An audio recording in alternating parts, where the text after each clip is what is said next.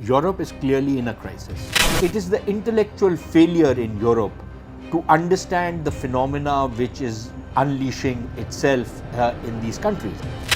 In a sense, Europe is receiving its comeuppance. Their sneering arrogance towards countries like India, which face their own problems.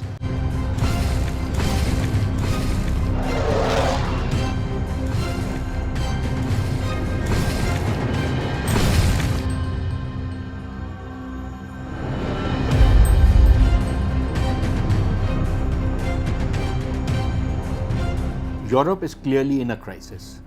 There is, of course, an economic crunch which has come, partly because of the Ukraine-Russia war. But I think what we have seen over the last week or so in France tells us of a deeper malaise that affects the European continent, especially Western Europe, which is the cradle of Western civilization, if you will. The problem is not as acute in the eastern parts of Europe, Poland, Hungary, some of the other countries, but certainly in Western Europe, we are seeing a major crisis erupt. Britain, of course, has surrendered. Belgium is burning. We have Germany and Sweden in great ferment. Italy is also facing major problems. Greece has become the gateway to many of the hordes of illegal migrants who are sweeping through into Europe. And last but not the least, France, where the scenes that we witnessed over the last week or so resemble a kind of a civil war taking place. In fact, many analysts and writers have written that France is at war with itself, France is in the middle of a civil war-like situation.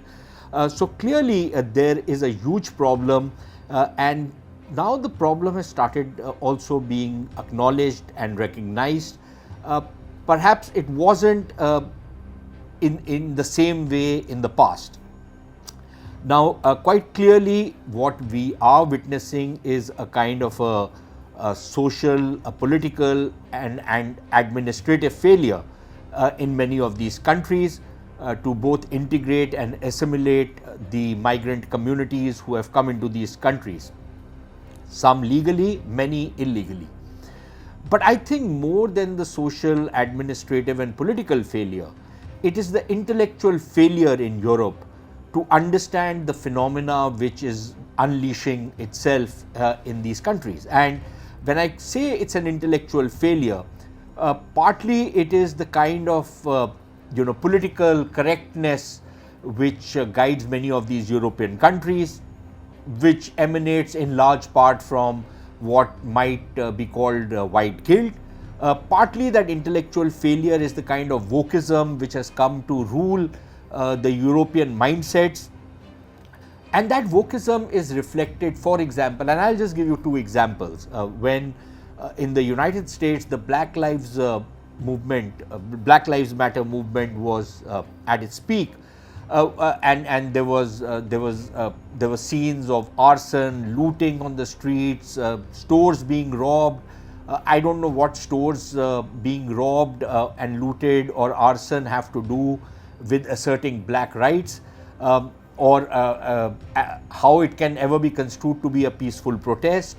But nevertheless, there were anchors, for example, in the CNN who justified this violence, saying that where is it written that protests have to be peaceful?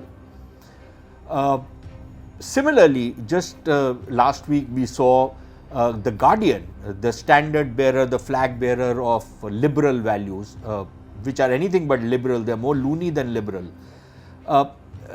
publish an article in which the author actually justified the violence in France. And justified it by saying that see it as reparations for the years of colonialism or something to that effect. Now, these kind of false equivalences are being drawn out.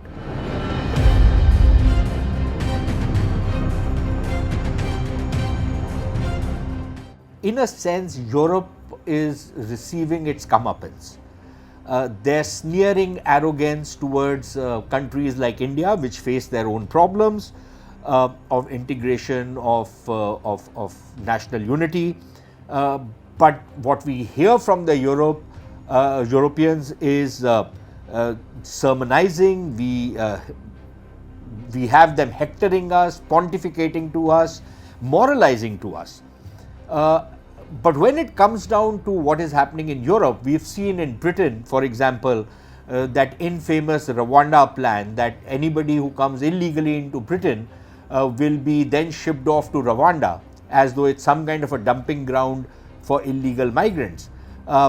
These are the same people, the British press in particular, and the liberal British press even more particularly,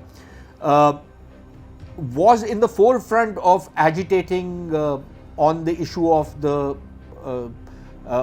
Citizenship Amendment Act, the CAA in 2019. None of these people had read the act, none of them understood it, but they stood on their haunches and started talking about how India is discriminating against its minorities, even though it had nothing to do with Indian minorities. It was about providing protection to persecuted minorities in India's neighborhood. But the kind of moralizing which came at that point of time, it is good to see many of these people being hoisted on their petard. Of course, I wouldn't put the French in the same category as the British or the Germans or some of the others. But even in France, for example, the kind of hold that the left has had on public discourse is something which is now playing out on the streets of France, where you see the state authorities literally at their wits' end on how to control the violence which is sweeping through the country.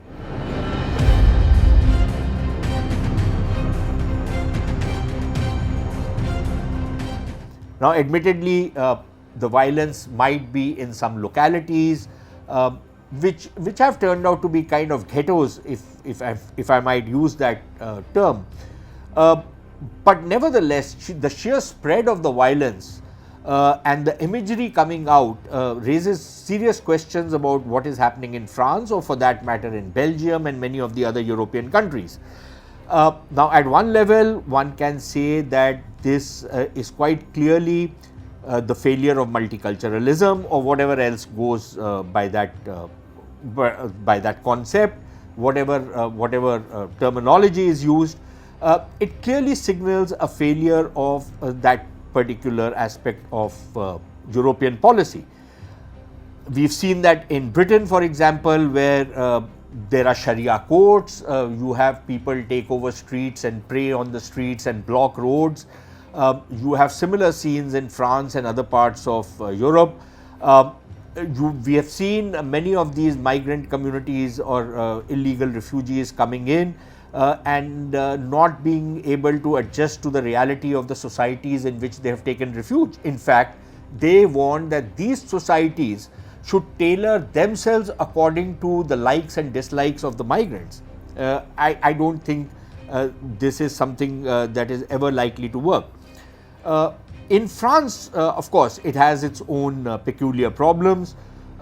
The French have some very noble, uplifting ideas of what constitutes the state, what constitutes, the ideas of liberty, fraternity, equality are pretty much embodied in the French system. And yet, of course, as it very often happens, that there is the ideal and then there is the reality on the ground, and the reality of the ground is very different from what the ideal that the country espouses. So yes, I think there is no gainsaying that there is racism and discrimination in many of these Western countries, notwithstanding the very uplifting ideas which underlie these societies or these governments.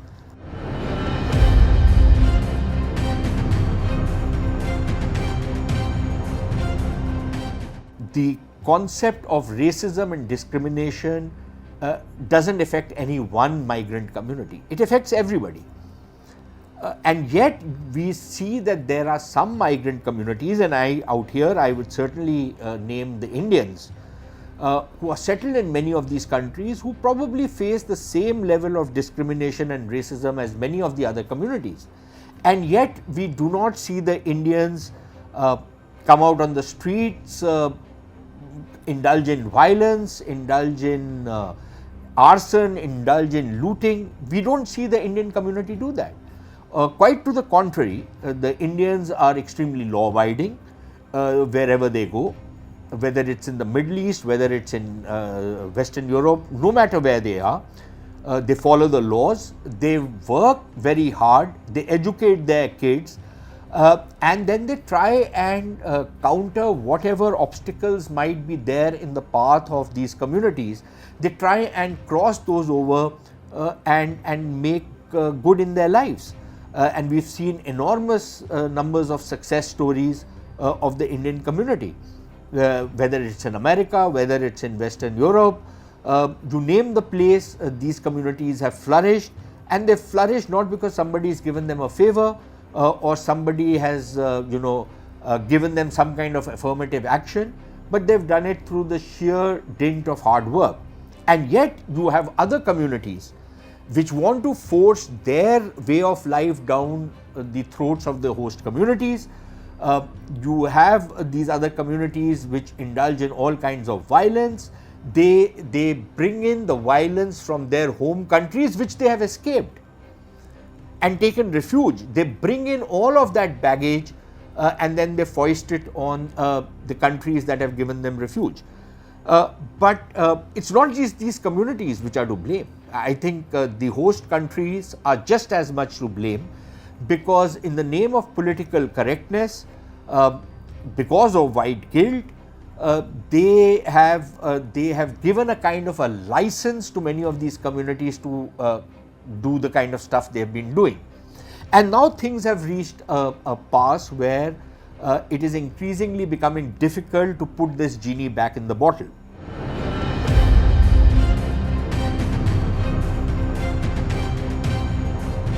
What we are seeing is the rise of a much more virulent kind of racism and discrimination among the majority white communities in many of the European countries. The rise of the right wing is in many ways linked to the excesses of the left and the liberal or the loony liberal, I should say.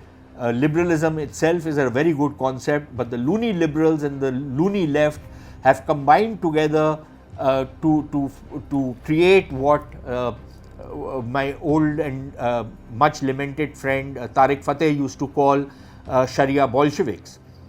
And this Sharia Bolshevism is leading to a backlash within these communities and these polities.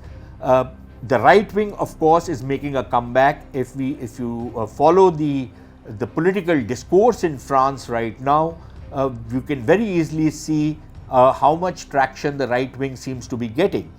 They have won a couple of elections as well, and right wing parties across Europe are making a comeback which was unimaginable maybe a decade or so back. So one is the rise of the right wing which is coming up, and side by side there is the action reaction cycle which is there, which is coming from the migrant communities. And what is happening is that many of these polities, which are very centrist in their approach, you could be left of center or you could be a little right of center, but now we are increasingly seeing the center move to the right. Because of the backlash which is coming from within these communities. And I don't think that this is something which is going to augur very well for the future of Europe. I think what we are likely to see is more such violence going forward. Now, part of the problem is that until and unless the European states enforce their laws, and until and unless they are able to crack down really hard and ensure that this kind of street violence is simply unacceptable and just not allowed, they take very, very strong action. I think what is likely to happen is that we will see more such violence going forward. We've already seen that the intensity of this violence has risen over the last few years. The kind of scenes we saw in France over the last week or so, I don't think we have seen the sheer intensity of that violence, the loot, the pillage, the arson, in the same way in the past. We will also see a rise in terrorism, Islamic terrorism, if you will, because I'm not going to be politically correct on this particular issue. We will also see a rise of that, and this has to be curbed, but I suspect that political correctness will make many of these countries and their governments skirt around the issue. The problem with that is going to be that the more they skirt around the issue, the more they try and play it down, something like what the British have done. In Britain, for example, you have Pakistani grooming gangs, and yet everybody is scared of talking about them. Everybody is scared of nailing these people, calling them out, because they think they'll be labeled racist, or all kinds of other baser motives will be attributed to them. So people are scared, and we've seen, for example, in countries like Canada, where a license has been given to Khalistani terrorists, and license has been given to them by no less a person than the Prime Minister, ministers, party leaders, even though these guys are in a minority. And if tomorrow something untoward was to happen in Canada, it will be on the head of the Canadian leaders and the Canadian administration. Similarly, we've seen in Britain that they've soft pedaled this issue, they've tried to play it down, and rather than get over this phenomena, rather than being able to counter it effectively, what has actually happened is that it has given wind to this phenomena, and this phenomena has only continued to grow in Britain. The same thing has happened in France, simply because while the French have taken some actions in terms of enforcing their concept of secularism, even trying to impose certain laws and regulations, they haven't really been able to be very successful in what they've been trying to do. And the more they try and soft pedal this issue, the more it will enthuse and embolden many of the people who are already calling for, and these are not just people in France, but these are people in some of the North African and Middle Eastern countries, the Loonies out there, who are actually calling for sending in wave after wave of migrants to overwhelm the European countries like Spain, countries like France, Italy and the others, where population growth rates have been falling. They need labor, so they think they can import some of these people and assimilate them and integrate them in their society, which clearly has not happened. But the fear now is that the more you underplay this issue, the more you soft pedal on this issue, and these guys become emboldened, it will become even more difficult going forward to rein them in. And somewhere down the line, something is going to really blow up in everybody's face. Now, if people really want to avoid that, action needs to be taken now. The wake-up call has come a number of times in the past, but it has come even more in the last 1 week.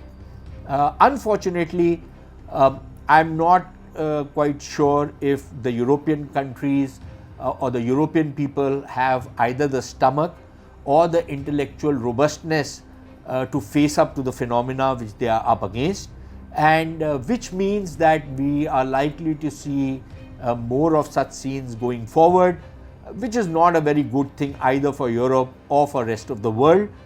But I suppose this is the trajectory or the unavoidable trajectory of things to come.